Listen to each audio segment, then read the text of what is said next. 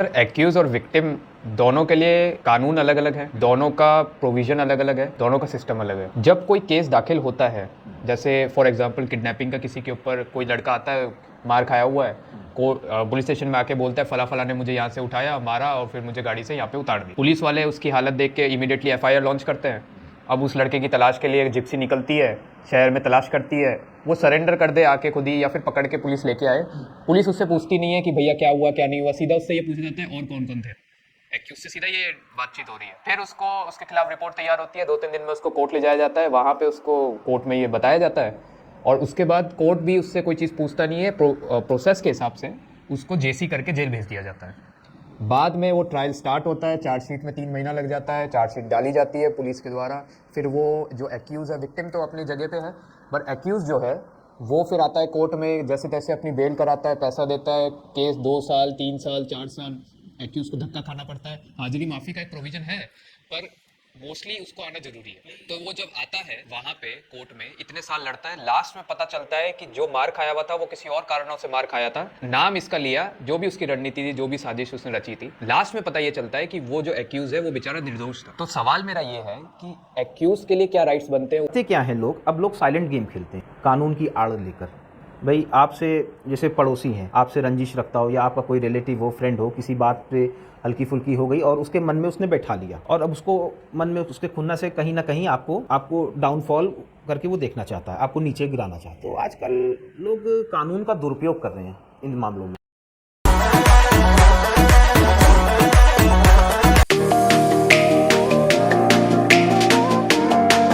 So hello and welcome to another podcast of Cozy Cottage. हमारे podcast एक theme के ऊपर आधारित होता है और उस थीम से आधारित और उस थीम से प्रभावित लोगों से हम सवाल पूछते हैं। उन सवालों को जोड़कर हम 3-2 टॉपिक्स बनाते हैं, उन टॉपिक्स के ऊपर 2-2 क्वेश्चंस लेते हैं। बाकी सारा पॉडकास्ट कैजुअल रहता है।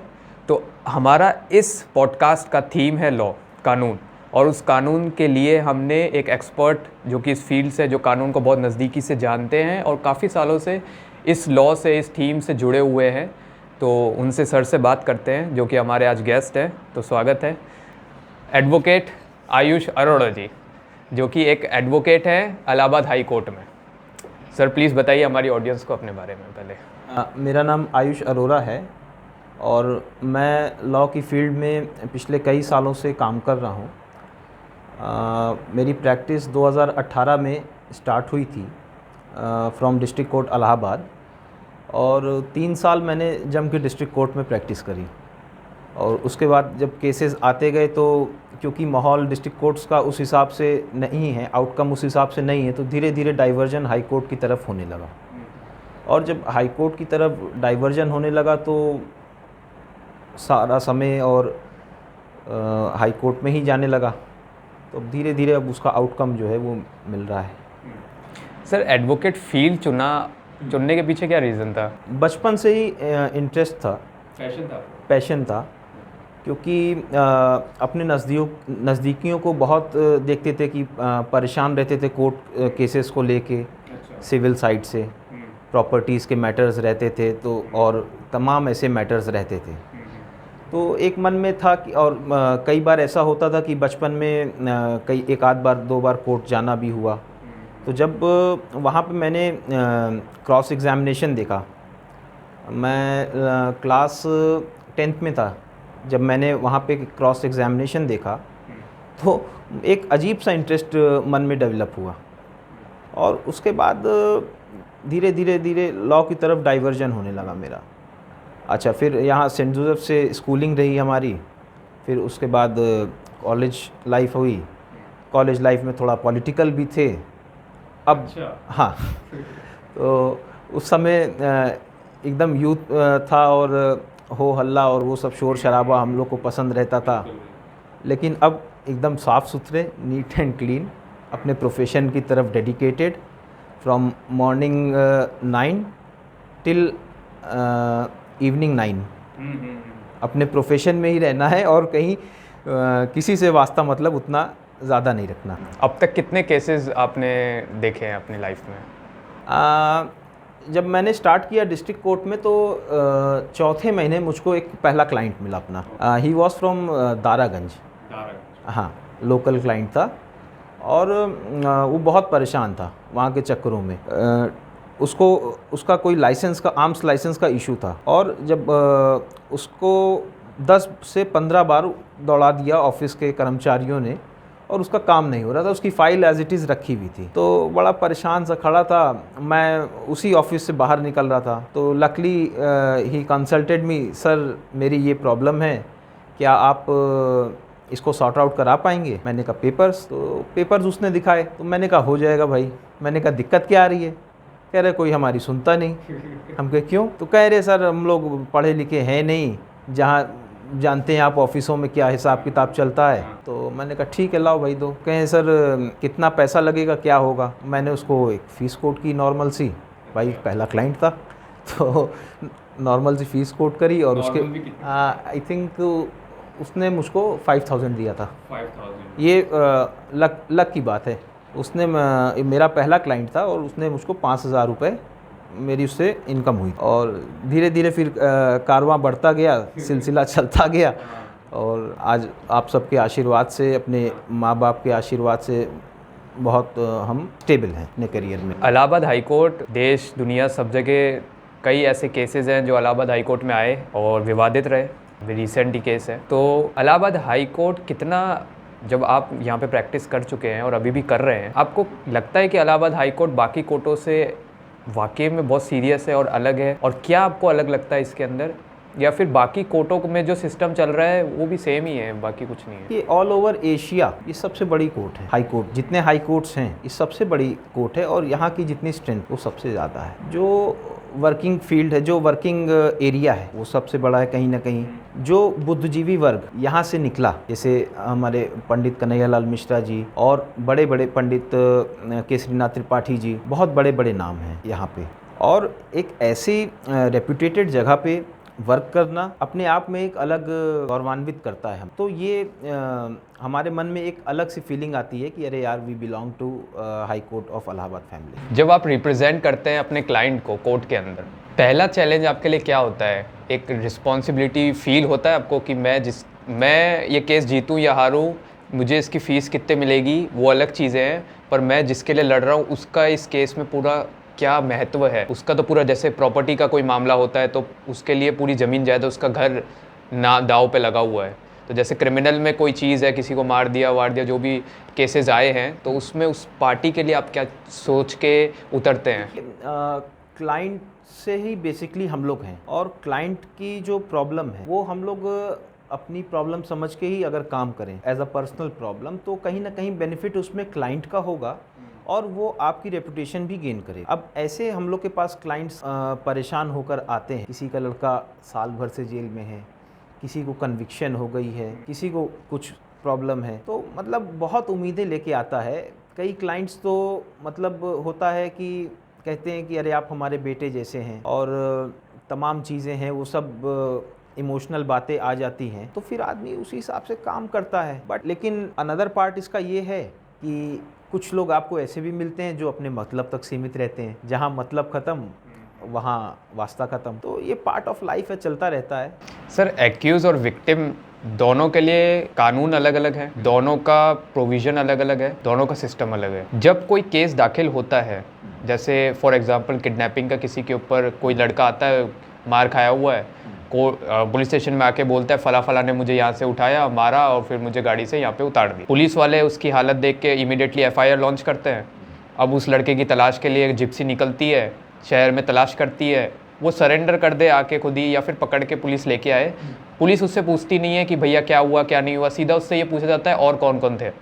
एक्यूज से सीधा ये बातचीत हो रही है। फिर उसके खिलाफ रिपोर्ट तैयार होती है, 2-3 दिन में उसको कोर्ट ले जाया जाता है, वहाँ पे उसको कोर्ट में ये बताया जाता है और उसके बाद कोर्ट भी उससे कोई चीज़ पूछता नहीं है। प्रोसेस के हिसाब से उसको जेसी करके जेल भेज दिया जाता है।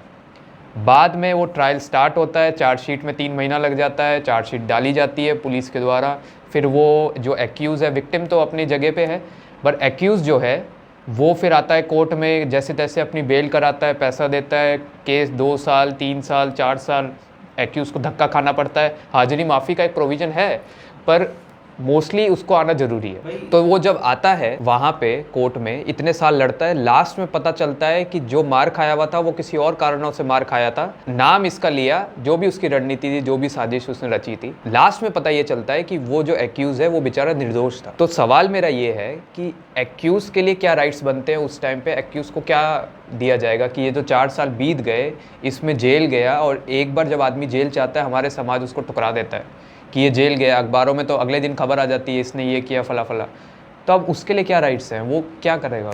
देखिए, मैं आपको बहुत बेसिक से इसमें बताता हूँ, एकदम डीप में आपको ले जाता हूँ। ये प्रॉब्लम स्टार्ट होती कैसे? कहीं ना कहीं जो हमारा आज का समाज है, जो हम लोग हैं, वो बर्दाश्त करने की जो क्षमता थी हमारे अंदर, वो कहीं ना कहीं ख़त्म होती। और अब हार्ड क्राइम जैसे पहले हुआ करते थे, मर्डर्स, किडनैपिंग, रॉबरीज, वो सब ट्रेंड उनका नीचे आ रहा है। अब वाइट कॉलर क्राइम बढ़ रहा है, सॉफ्ट क्राइम बढ़ रहा है। तो अब करते क्या हैं लोग? अब लोग साइलेंट गेम खेलते हैं कानून की आड़ लेकर।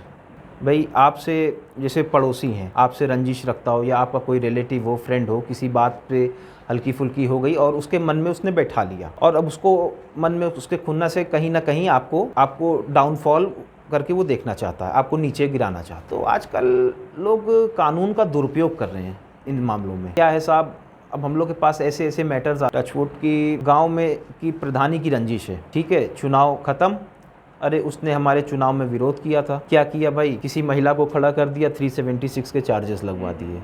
ये समाज की हकीकत है आज की डेट। अच्छा, क्या है भाई, फर्जी 307 के केस लगवा दिया, फर्जी हाफ मेडिकल। अब ये जो मैं 376 वाला आपसे जिक्र कर रहा हूँ, ये केस अभी आया है मेरे पास, लगभग 4 दिन हो रहे हैं, बाहर का मैटर है। और आप समझिए, प्रधानी चुनाव की रंजिश या क्या, महिला को खड़ा करा, 376 के चार्जेस लगवा दिए, पॉक्सो लग गई, नाबालिग थी, पॉक्सो लग गई। और आप जब उसकी मेडिकल रिपोर्ट मैंने पढ़ी तो एक भी चोट नहीं उसके ऊपर, लड़की के ऊपर एक भी चोट नहीं, कहीं से टेम्परिंग नहीं, कहीं से कुछ नहीं, पूरा मेडिकल अगेंस्ट FIR के वर्जन पे, प्रोसिक्यूशन के स्टोरी पे। अब क्योंकि मैटर सब जुडिश है, बोलना ऐसे उचित नहीं है जब तक कोर्ट का डिसीजन ना आ जाए।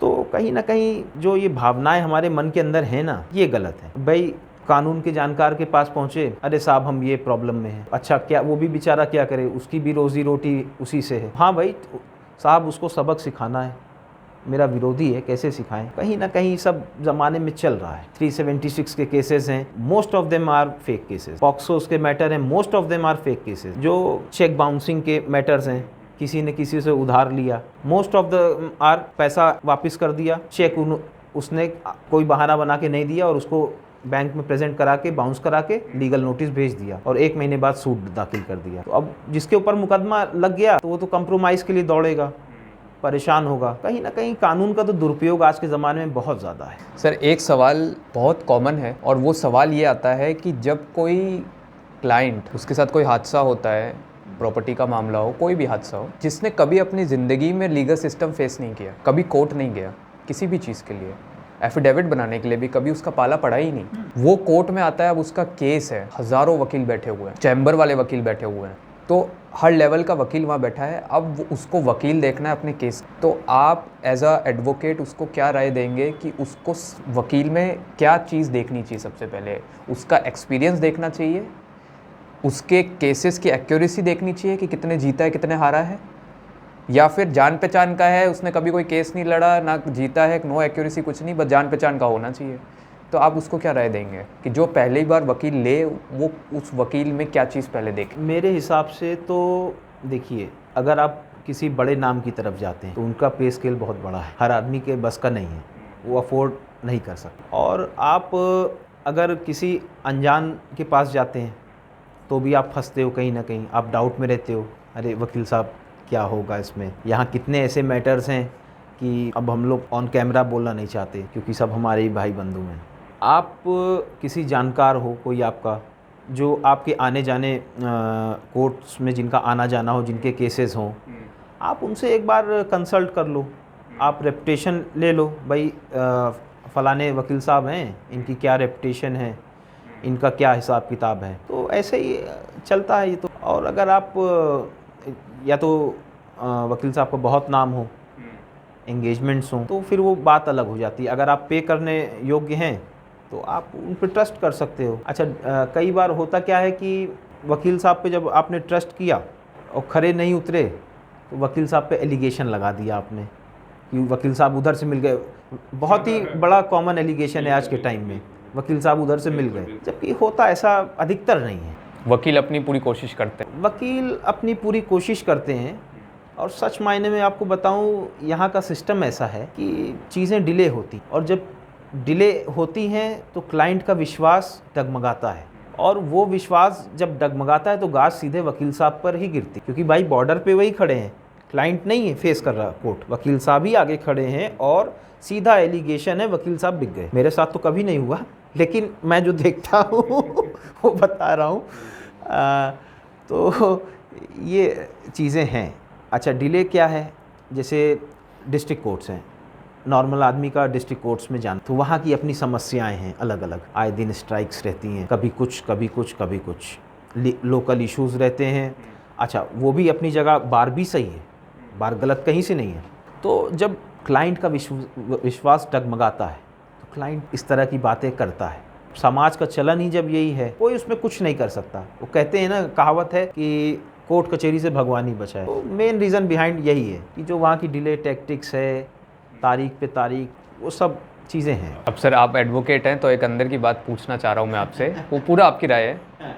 आपके हिसाब से कौन पावरफुल ज़्यादा लगता है, जज या एडीजी या डबल एजी, सॉरी, एडिशनल एडवोकेट जनरल या जज? देखिए, पावरफुल तो वो जज साहब तो कॉन्स्टिट्यूशन के पद पर बैठे हैं, और हम लोग उनको लॉर्डशिप या माय लॉर्ड कह के ही संबोधित करते हैं। तो जब हम उन लोग के सामने खड़े होते हैं तो वो हमारे लिए भगवान हो, तो उनके तो कोई मुकाबला है ही नहीं। और डबल एजे तो एक सरकारी पद है भाई, आप गवर्नमेंट को, स्टेट को रिप्रेजेंट कर रहे हैं, ठीक है, एक सरकारी पद है और वो कॉन्स्टिट्यूशन के पद पे हैं, तो उसमें तो कोई बराबरी नहीं है। बट हाँ, advocate is an officer of the court, उसकी अपनी गरिमाएं हैं, अपनी रेपुटेशन है और तमाम चीज़ें हैं। लॉयर्स को लेके आपको क्या लगता है कि मिसकंसेप्शन क्या है, कॉमन गलतफहमियां क्या हैं लॉयर्स को लेके? आपको क्या लगता है लोगों के मन में क्या गलतफहमी होगी? लॉयर्स के को लेके मिसकंसेप्शन ये है आज के टाइम में, जो हमारे वर्क करने का तरीका है, जो कोर्ट्स के वर्क करने का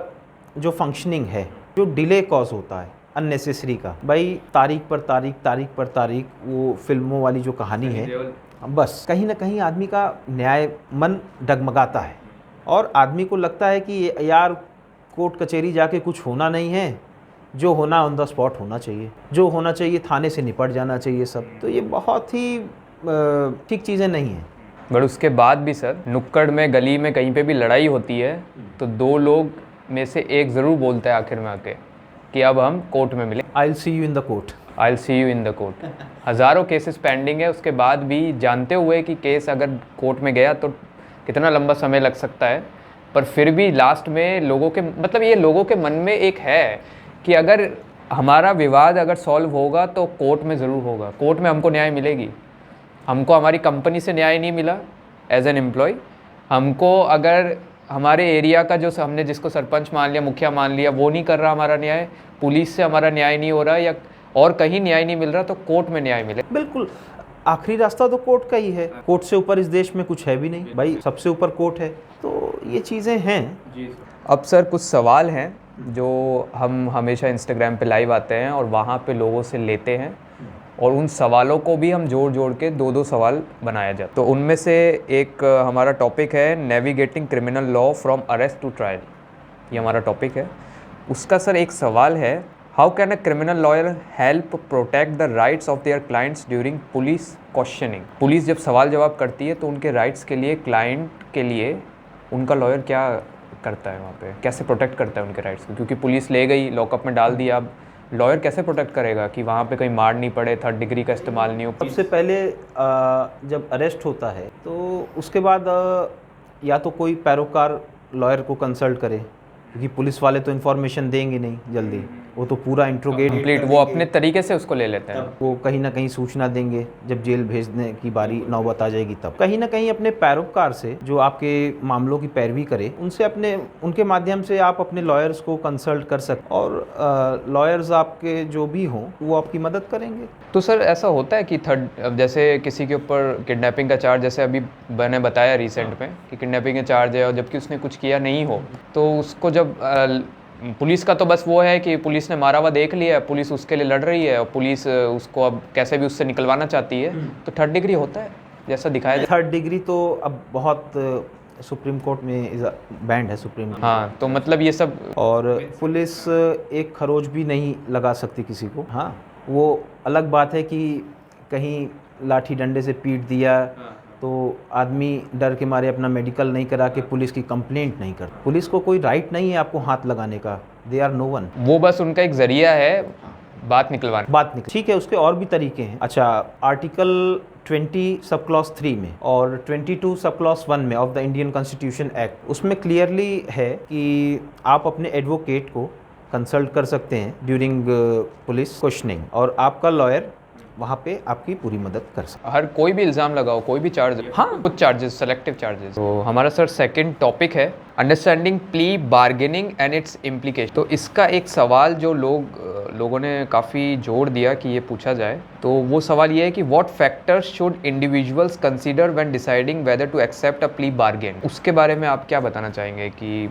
ये जो बार्गेनिंग होती है कोर्ट के अंदर, एक्यूज़ जो है उसका पता चल गया कि ये कोर्ट ने साबित कर दिया कि हाँ ये गिल्टी है, अब बार्गेनिंग हो रही है उसकी सज़ा को लेके और इसको इम्प्लीकेशंस के लिए प्रोसिक्यूटर और बहस कर रहा है कि अरे सर भाई अगर एक बार सज़ा हो गई तो या तो उसकी आप फिर अपील करो, और अगर सेंटेंस के टाइम में ही आप अक्यूज़ड के चाल चलन को, जो उसके द्वारा सोशल एक्टिविटीज़ की गई हों, जो गुड जॉब्स किए गए हों अपने टाइम में, जेल में उसके क्या आदतें रही हैं, अगर वो सब चीज़ें आप कोर्ट में मेंशन करके और अपने क्लाइंट को अगर रिलीफ दिला सकते हो, तो उसमें ये चीज़ें हैं, कंसीडर कोर्ट कई बार करती है।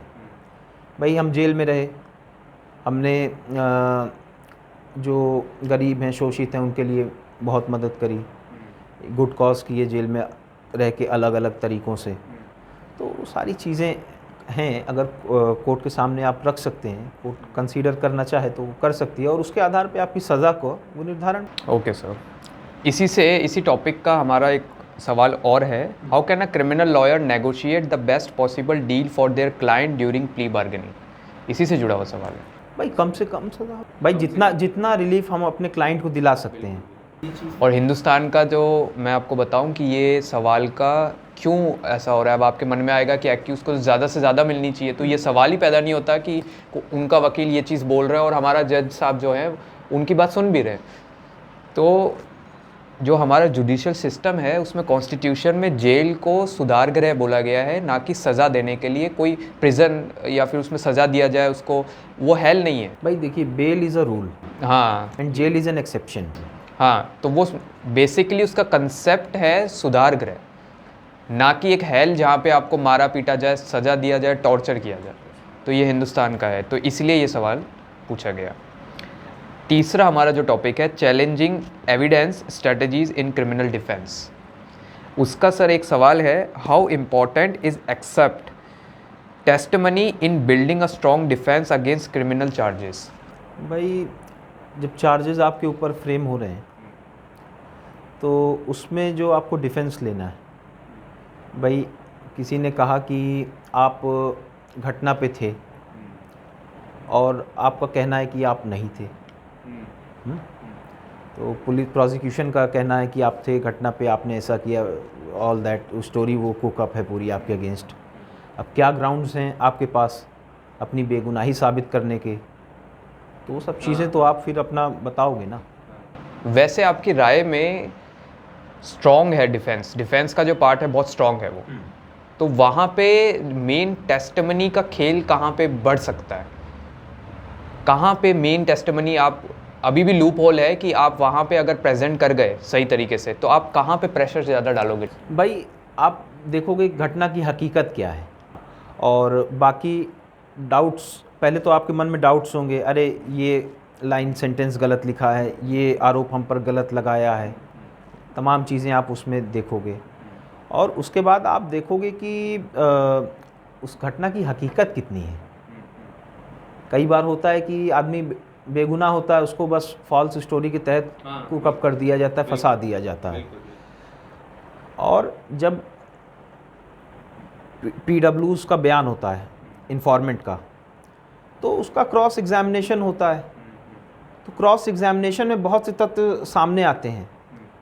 क्रॉस एग्जामिनेशन में ऐसी ऐसी चीज़ें सामने आती हैं कि कोर्ट कई बार मुकदमा ही पूरा छूट जाता है। सर एविडेंस में और दलीलों में, बहस में, दोनों का सबसे ज़्यादा रोल इम्पोर्टेंट किसका है? एविडेंस का, ठोस सबूत का?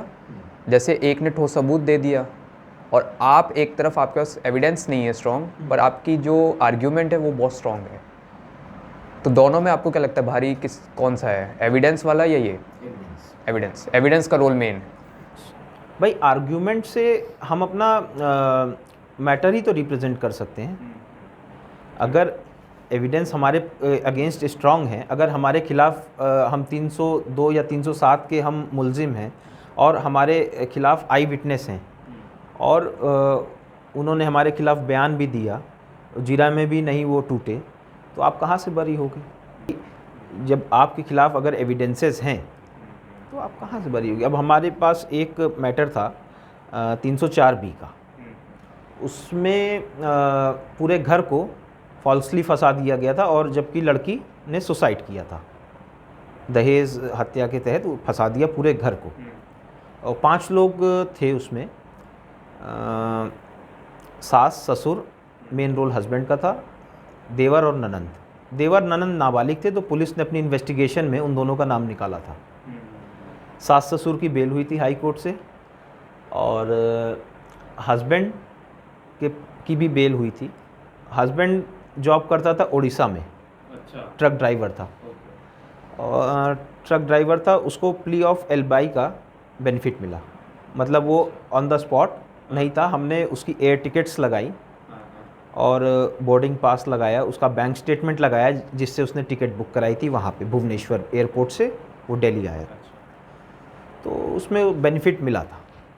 तो ये एविडेंस हैं, अगर एविडेंस आपके पास स्ट्रांग है तो आपका केस स्ट्रांग। पुलिस का जो रोल होता है एक केस में, जैसा फिल्मों में दिखाते भी हैं और सुनने सुनाने रूमर्स भी हैं कि पुलिस के हाथ में जहाँ पे वो केस दाखिल हुआ है, जहाँ से एफआईआर है, तो ऐसा कहा जाता है कि एसपी से भी ज़्यादा, सुपरिटेंडेंट ऑफ पुलिस जो है, उनसे भी ज़्यादा इस केस को पूरा इधर से उधर करने में वहाँ का जो थाना अधिकारी है जहाँ एफआईआर हुई है उसका बहुत आईओ इन्वेस्टिगेशन ऑफिसर। तो वाकई में उसके पास ये उसके हाथ में होता है कि वो चेंज कर सकता है कुछ भी। इन्वेस्टिगेशन ऑफिसर की कलम में बड़ी पावर है और एक बार जो उसने लिख दिया कोर्ट में कंसीडर नहीं होता, लेकिन जो लिख दिया वो एक बेस आपके खिलाफ बन जाए। मतलब इतना काफ़ी है आपके ऊपर ट्रायल चलाने का? हाँ, इतना काफ़ी है। कई बार होता है कोर्ट्स जहाँ सख्त रहती हैं, भाई चार्जशीट आई है ना आपके खिलाफ, आप आरोपी हो, ना कह के भी हम लोगों ने अपनी बेल रिजेक्ट कराई है, हर बार अलाउ नहीं कराई है, इतना सुन के भी हम लोगों ने बेल रिजेक्ट कराई है और चार्जशीटेड हैं आपकी बेल होने लायक नहीं है, तो हम लोगों ने सुना है। आप एडवोकेट है इतने सालों से, बहुत एक्सपीरियंस है आपको, क्या आपको लगता है कि इंडिया में, जैसे दुनिया में डेमोक्रेसी कहा जाता है, तो इंडिया को ही अभी प्रायोरिटी पे रखा जा रहा है कि इंडिया में डेमोक्रेसी सही से चल रही है, ऐसा बोलते हैं, हालांकि इंडेक्स में नीचे जा रहे हैं, पर क्या आपको लगता है, आप क्या कहना चाहेंगे कि जस्टिस वाकई में अगर कोई आया है उसको समय लगेगा पर जस्टिस मिलेगा, जस्टिस मिल जाएगा उसको? इस मामले में आपको कहना चाहूँगा, एक बहुत अच्छी कहावत है, justice late is equal to justice denied. ये डिप्लोमेटिक सवाल जवाब दिया आप। हाँ। तो हमारा रैपिड फायर राउंड शुरू होता है। What is the primary purpose of cross examination? To establish facts favourable to the opposition party, या second to challenge the credibility of witness? To challenge the credibility of witness. Third, what is the standard of proof required in a criminal trial beyond a reasonable doubt or preponderance of evidence? Evidence. What is the difference between a misconception of a evidence in a court case of a criminal act? In a criminal act, the first one is doubt of evidence, second one strong police case. Strong police case.